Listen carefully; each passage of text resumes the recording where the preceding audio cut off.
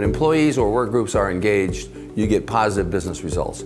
You get low turnover, low absenteeism, high productivity, high quality, and high customer service ratings. When employees are disengaged, and another word for disengagement would be alienation, when they're disengaged, you get the reverse. You get high turnover, high absenteeism, high shrinkage, low productivity, low quality, and low customer service ratings. Engagement is the level of energy that employees bring to work with them every day. It's the level of enthusiasm that they bring every morning when they come to work. It is the difference between someone just showing up just to get paid and someone showing up and really being engaged and enthusiastic about the work that they do. Engagement is easy to define and easy to measure. You just ask people, do you trust your boss?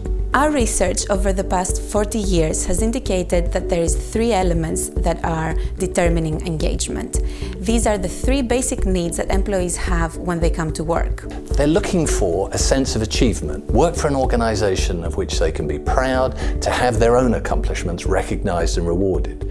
Secondly, they come seeking a sense of camaraderie. Now, we're all social beings, so we want to work in collaboration, in cooperation with others, usually in teams. The third thing people all over the world seek is a sense of equity, to be treated fairly, with dignity, as an adult human being at work.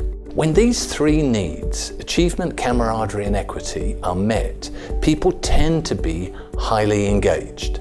Engagement is a popular concept because if you're interested in attracting and retaining employees, it's normal that you care about their experience. We've come a long way in this 100 years or past century, shifting from the early beginnings of Fordism and assembly lines where employees were just seen as parts of a big machine and the only interests of managers or organizations was that they perform their tasks quicker and more efficient, to now where we care about their experience and we're treating or regarding employees more like customers, really. So just like we want to have a customer or client that is satisfied, we want to have employees that are satisfied or engaged. We know that the primary factor cited for disengagement is an employee's direct supervisor. A common example that we'll see in our research is a manager who is known for having a lot of emotional outbursts. So because of that, their team spends a ridiculous amount of energy trying to avoid those emotional outbursts by tiptoeing around and walking on eggshells. And a common problem that we'll see in the current realm of engagement literature is that it's all very unilaterally prescriptive. So some typical advice that manager might read is that he needs to set more definable goals or provide more professional development opportunities.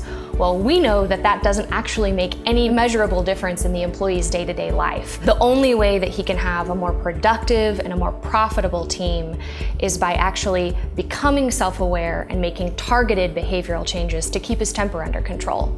And through that, he'll change his reputation. My manager is the most important indicator of whether I will feel that I am being recognized for my achievements, whether I feel that I can work as part of a team that is enabled to work together, and whether I feel that there is a link between my reward and my performance. Most organizations have recognized the importance of engagement for a long time, but they haven't found ways to make really significant shifts in the level of engagement of their employees over time. We think that that's because they're not really addressing the primary factor of disengagement. What we found in our research with Sirota is that certain personality characteristics which drive behaviors will attract more engaged followers. What we know is that if an organization wants to become more productive and more profitable over time, they have to hire more engaging leaders by looking at that profile, or they have to do targeted individual developmental initiatives with their managers to help them change their reputations and become more engaging. So studying how that leader behaves is a critical part of understanding what drives engagement. And that's why we're so excited to be partnering up with Hogan Assessment, who have many, many years of studying and profiling leaders' behavior. We have masses of research that show us there is a strong link between how engaged an employee is and how they perform. We have run this data analysis, linkage analysis as we call it, in many different industries.